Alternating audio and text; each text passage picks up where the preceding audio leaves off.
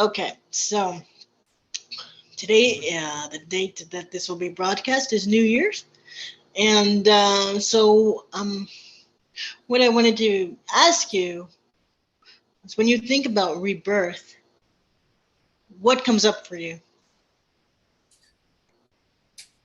First and foremost, I want to say Happy New Year to everyone. May 2022 prove an improvement over our last couple of calendar years. So yes, there's that first thing. Please know that you all have my very fondest New Year's wishes. Um, and now to the question. I want to, although it is very apt for us to consider rebirth and what its meanings are at the new year, it's really it's a continuous process. I tend to think about these things in much the same way as an anthropologist, Michel Fromager, considering the model of tripartite anthropology. That's just a way of saying that man is born, body and soul. And yet there is an essential next element that is not born with us, but that we cultivate throughout our lives, and that is spirit. The body is our organism. It's very self-explanatory. It's the organisms we are. Let's forget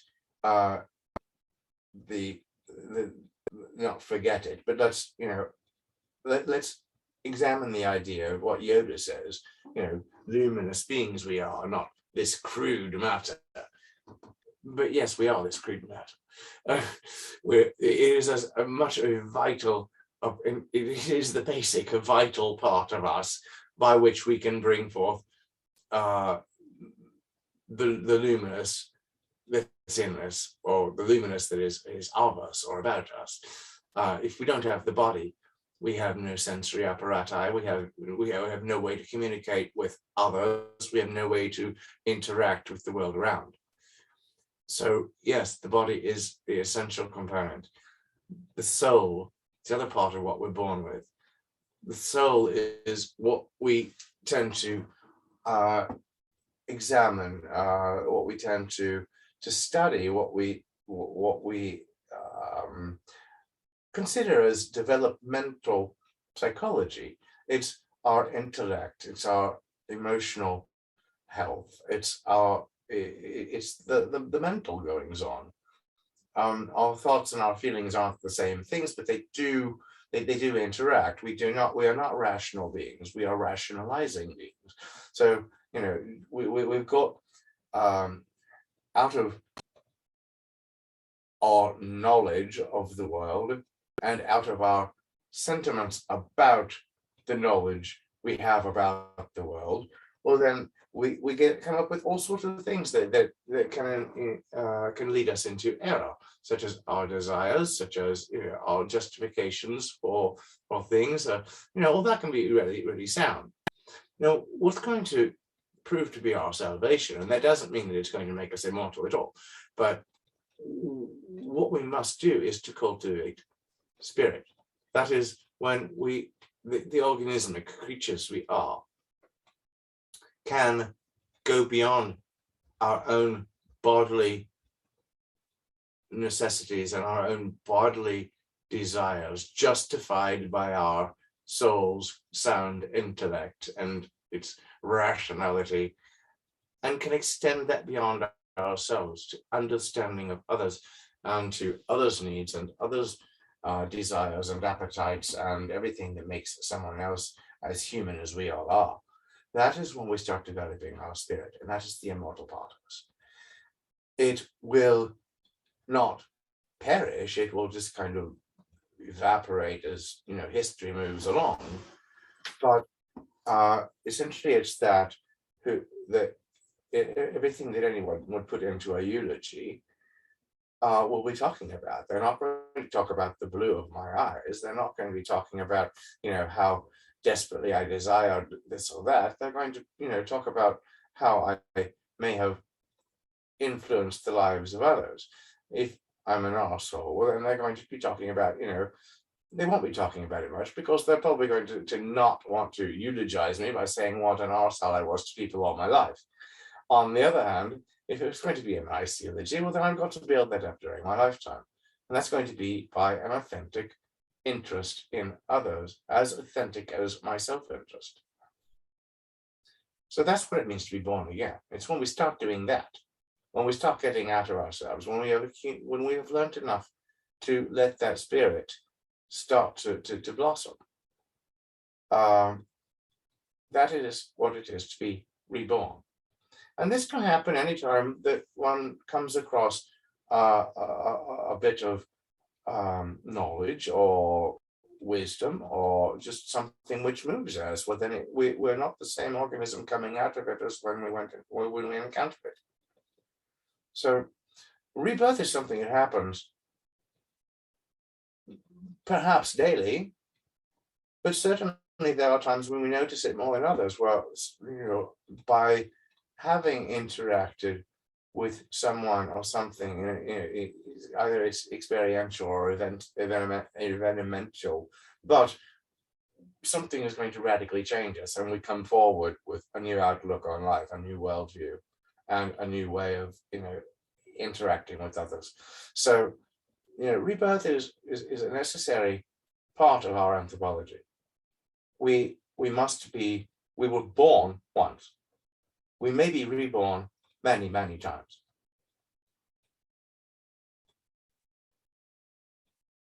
So as we approach this New Year's, what are some things we can do to facilitate the sort of spiritual rebirth that you're talking about? Get pissed and have a party full of all sorts of debauchery. No, I'm not serious. What we should do is what we should probably be doing every day of the year. And that's keeping that in mind. And that's, realizing that we are never perfectly altruistic. We are never a perfect spirit. We're not going to have that perfect eulogy. I cannot see myself being buried in the Pantheon. I would like to be able to imagine that, but it's hardly a reality. But I can do what I can do on my level to be un grand homme, or to be a gentleman, to be something, to be someone that another can count on to lessen their burden rather than to make it heavier. And that's something that we don't do one day in a year. Certainly on this holiday, the first day of a new calendar, well then it's a very appropriate time to be thinking of these things.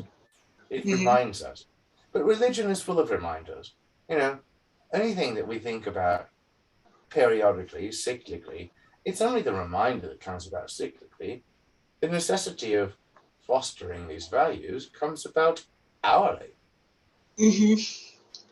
Wow, the necessity of fostering these values comes about hourly. That was a really powerful statement. It wasn't my power. It's just the power of the metaphysics of it. It's just the power of his. Yeah. I still thought that was a really good statement that you said. Thank you, Rose. Thank you.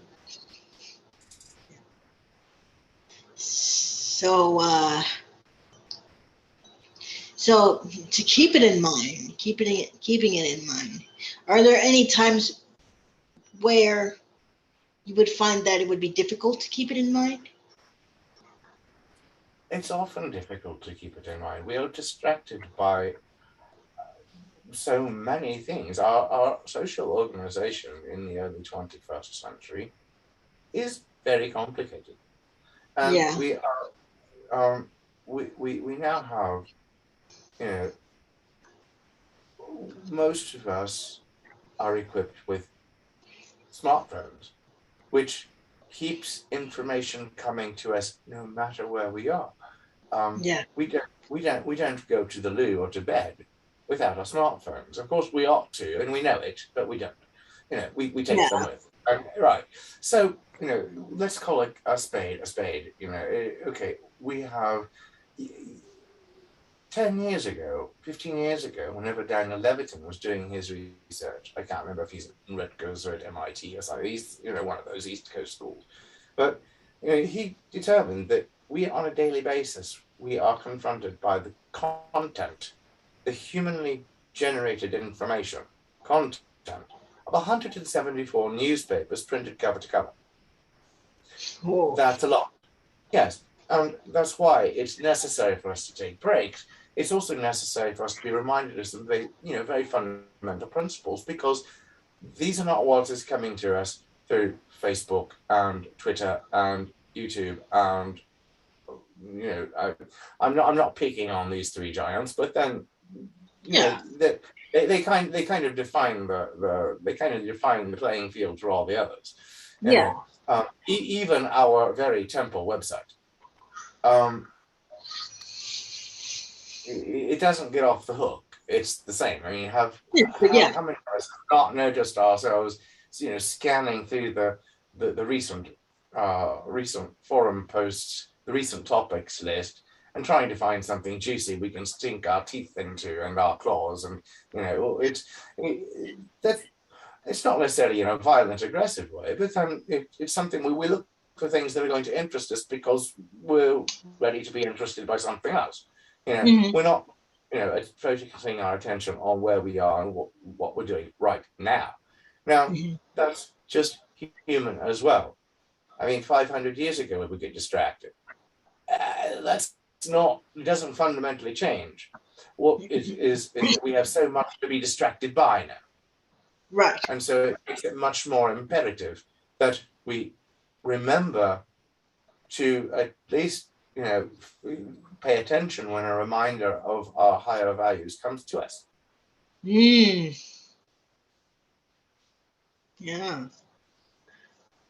Let me see. So is there any particular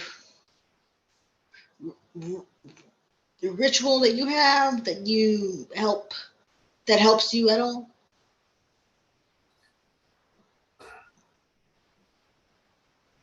I'm sure there are. It's just that a ritual. Or anything you do on a daily, weekly, hourly, monthly? Yes, whenever I take a break from something, I actually take a break. And it doesn't mean that I go and I'll think about something else as well. I'll go and I will just, kind of watch my thoughts pass. And something is going to, or it's whenever, instead of precipitating into a decision-taking stance, I will actually pay attention to some small bit of this information coming to me, and I'll contemplate it. It helps me, and we don't have to pay attention with the same degree of attention anyway to everything. I'm sorry, but if I'm reading something current about our environmental situation, I do not take that as the same importance as I may take 2 or 3 pages later on, where it's talking about the football scores. I just don't find football to be so important. Yeah. Indeed, that is much. That is part of the planner and circumstance. That's mostly the distraction. Anything which is celebrities, that's merely distraction. But I think a lot of us, we have these pockets that we'll pay attention to. Like you said, you pay attention to environmental issues. Some of us pay attention to social issues, and some of us pay attention to political issues, and some, not that those are two mutually exclusive. But Ross, what I'm thinking here, what the important part is, it doesn't matter what we're caring about at the moment. the important part is the attention. It's not to flip from one thing to the next. It's to pay attention consciously. You know, it's like Krishnamurti said, you know, if you've been reading this book, you know, intently, in a way you're not distracted, interacting with it, dialoguing with it, that is meditation. You're doing what your attention is focused on what you're doing and where you are. Meditation does not mean to sit cross-legged with your eyes closed for half an hour. No, what meditation is being there. Meditation. It's to meditation. That means middle. You know, it's like you're, you know, as a reflective, self-conscious, sentient organism. You can project yourself into the past. You can be amazed by the past. You can be worried about or enthused about futures. But in meditation, those things are fun, but we're here now. Yeah. And so that's about as, I don't have a ritual for it, no. It's something that I've learned to do. Basically, you know, I do that when I wake up, but it's just part of my waking up process. I don't jump out of bed thinking, I've got to go meditate now. I just do. I come in here and I just sort of watch my thoughts going on. And, you know, it helps then to, when I get notifications on my phone, that I'm not constantly distracted and pulling my, you know, it's like, I know this is what I'm doing, but this notification sounded, so I've got to pay attention to it. Now I'm fractured, I'm neither here nor here now. And that's the sort of thing that will really spoil spirit. Just like if you trim a plant in the wrong way, you're going to kill it. Now, it doesn't mean it can't be reborn. You know, it's like with spirit. Well, then you're going to have much more luck with spirit. You know, cultivating spirit than you'll ever have cultivating an orchid. But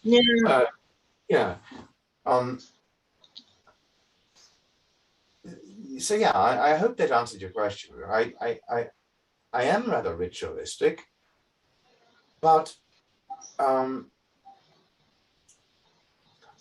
you know, it's not my rituals are only in how I do things in a certain order.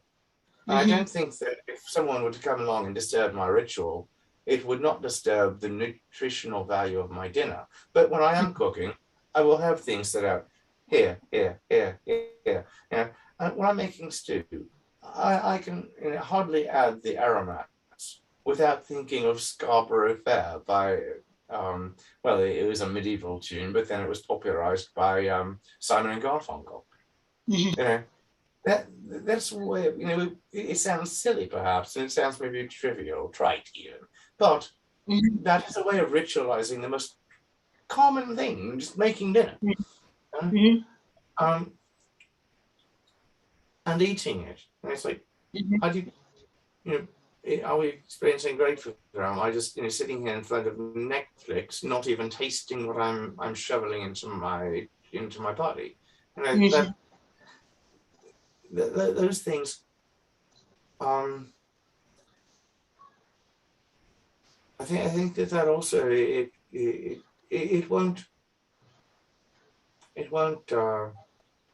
won't stop the growth of spirit, but it doesn't help it. Well, yeah, it's like the way of the peaceful warrior, Dan Newman. He, or even the Karate Kid, Mr. Miyagi. You know, it's not really about painting the fence or waxing the car. It's paying attention to what you're doing. You know. And all those things, all those movements, all that hard work that went into painting the fence or waxing the car were the very same movements that he needed for combat. Yeah. Same thing with our lives. I mean, there's nothing really, there's mundane things that we think that we don't need to do. or shouldn't have to do, or don't think is part of our spiritual experience. But you talk And about, we just don't do too. huh? And there are also things that we just don't do. Yes. But you talk about, making stew or, washing the dishes even. Is it important for our lives? Yes. You want dirty dishes? Or do you want to be able to eat? These are things that there's always an opportunity to make meaning out of something, or to extract the meaning out of something. When we make our stew, we know what goes in it. When we make our spirit, we know what goes in it. Mm-hmm. And we've discussed that before. There's junk food, junk thought. There's also junk spirituality, Yeah. and junk in, junk out. Yeah. So basically, we have to cultivate our spirit. We have to nourish it. Mm-hmm. Being reborn, then we have to nourish that which is born, that which is reborn. Mm-hmm. And we have to nourish it well, Mm-hmm. not with junk food, not with junk thought, not with junk spirituality. Yeah. Absolutely true. And it's for that reason that, certainly people who say, it's my path, I'll do it my way. Well, sure, they may. Yeah. But shouldn't they also be listening to someone who knows how to nourish a soul, knows how to nourish a spirit, and knows how to nourish a body? Yeah. Because it's like we were saying the last time we talked, we've got the cerebrotonic, the somatotonic, and the viscerotonic, and they all make up man. And if you neglect one of those temperaments, well, then the other two are going to deteriorate as well. Mm-hmm. So the body, Mm-hmm. the soul, and the spirit need the right kind of nourishment. Yeah. Yeah. And then, of course, being well nourished and being and fostering that integrity of having healthy body, soul, and spirit. Mm-hmm. That enables further and ongoing rebirth. Mm-hmm. Yeah. I think that's a good thing to stop on, actually. Certainly, if you like. Do you think we've got any more to add? I think we have very much more to add, but I think we ought to not do it right now because we want people to be able to contemplate this well. Yeah. Even with nourishing, even with nourishment, good nourishment for the body, the soul, and the spirit, we can't take in too much of it at once. I mean, It's like vitamin. we can overeat even very healthy food. Well, we can overnourish our souls and spirits as well, and it's just going to end up being a fat spirit. So, Oh yeah, it's like multivitamins. Your body can only absorb so much, so yes. you get, you can't make your body absorb more of a multivitamin than what it's designed to do. Well, then what it needs. I mean, one day it may need more of one element than another, or more of one mineral than another, and that's the way that our souls and spirits work as well. So, Yeah.